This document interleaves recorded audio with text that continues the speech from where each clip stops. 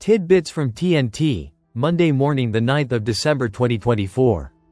Listen to the full version on the official dinarreport.com website and become our supporter on Patreon. TNT. Tishwash. Iraq rises to third place in the Arab world in gold reserves after Lebanon leaves the list. The World Gold Council announced on Monday that Iraq has risen to third place in the Arab world after Saudi Arabia and Algeria, and 28th globally on the list of the 100 largest countries in terms of gold reserves, after Lebanon was removed from the classification. According to the latest report published by the Council in December 2024, which Shafaq news agency reviewed, Iraq's gold holdings rose to 152.7 tons, up from 152.5 tons last month. These holdings constitute 11.5% of its total other reserves, ranking it third in the Arab world. The Council pointed out that the United States of America continues to top the list of the largest gold holdings in the world, with 8,133.5 tons, followed by Germany with 3,351.5 tons, then Italy with 2,814 tons. Bosnia and Herzegovina came at the bottom of the list with 1.5 tons. The Council did not mention the reason for Lebanon's exit from the list, after it had been ranked third in the Arab world, as its reserves in the previous month amounted to 286.8 tons. The World Gold Council is based in the United Kingdom and has extensive experience in understanding the factors affecting the gold market. The council includes the largest gold mining companies in the world. Tishwash. Parliamentary finance. Amending the budget will end the dispute over the oil file. Finance Committee. Budget amendment will end dispute over oil file. The Parliamentary Finance Committee, headed by Representative Atwan al-Atwani, hosted the head of the Federal Financial Supervision Bureau, Mr. Amar Subi Khalif, and the senior staff, to discuss the draft of the First Amendment to the Federal General Budget Law. Al-Atwani stressed, according to a statement by the Parliament's media, a copy of which was received by Euphrates News, the committee's keenness to approve the amendment in a realistic and implementable manner, in a way that ends the existing dispute between the federal government and the regional government regarding the oil file.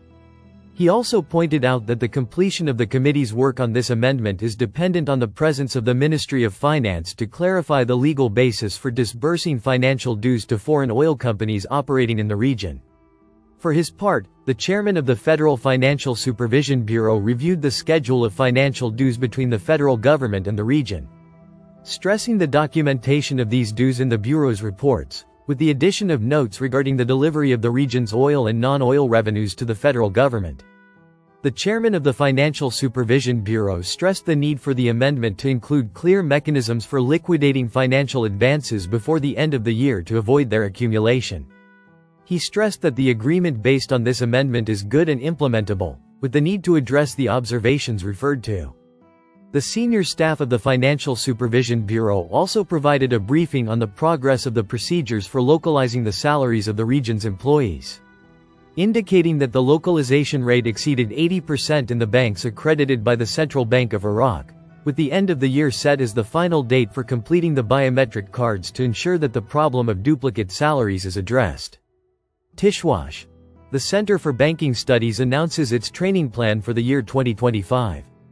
In the presence of His Excellency the Governor of the Central Bank of Iraq, Mr. Ali Mohsen al-Alak, the Center for Banking Studies at the Central Bank of Iraq announced its training plan to be implemented during 2025.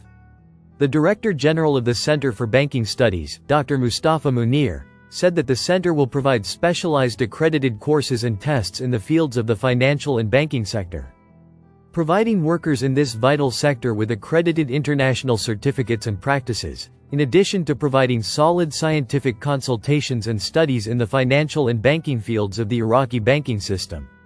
The attendees expressed their interventions regarding the plan and enhancing its details, in light of the observations and suggestions made by each of them at the level of the accredited specialized certificates axis and the workshops and training courses axis, which reflect the actual training needs of banking institutions and non-banking financial institutions, to raise the level of efficiency of the performance of workers in the banking system, towards achieving the goals of sustainable development and implementation of the government program with the required qualitative achievement. The deliberative meeting concluded with expressing observations and suggestions that would positively reflect on the effectiveness of the training plan to be launched in 2025. And preparing it in its final form, taking into account the flexibility of the plan and its ability to accommodate developments and keep pace with developments. Central Bank of Iraq. Listen to the full version on the official dinarreport.com website and become our supporter on Patreon. Source: Dinar Recaps.